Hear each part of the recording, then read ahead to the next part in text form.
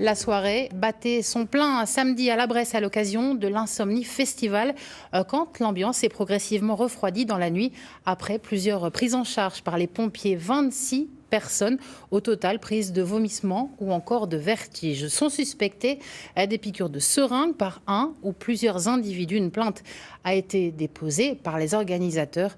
12 jours après les faits, à la Bresse, c'est la colère et l'incompréhension qui dominent. Jean-Christophe Dupuy-Raymond avec Jean-Pierre Petit-Cola.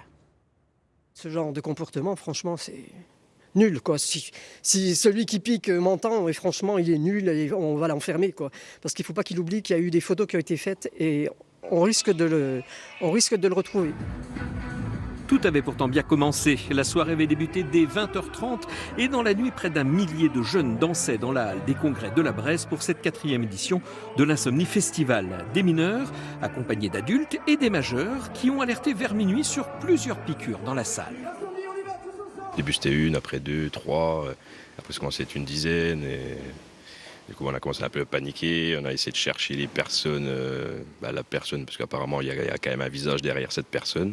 On a essayé de la chercher, on est monté en nacelle pour justement voir le public de plus haut, voir si on arrivait à essayer de trouver cette personne ou pas.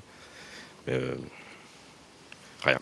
Les pompiers ont dû prendre en charge 26 personnes qui présentaient des traces de piqûres ou étaient victimes de vomissements. 15 d'entre elles ont été hospitalisées à Épinal, Remiremont et Saint-Dié pour des examens de contrôle. Selon nos informations, rien n'a été décelé, toutes sont rentrées chez elles. Les organisateurs, eux, veulent tourner la page et se projettent déjà dans la prochaine édition. On garde en tête que l'année prochaine peut être nos 5 ans et les retours quand même des gens font chaud au cœur, qui nous disent que malgré quelques couacs, la soirée est extraordinaire. Donc on va tout faire pour en tout cas.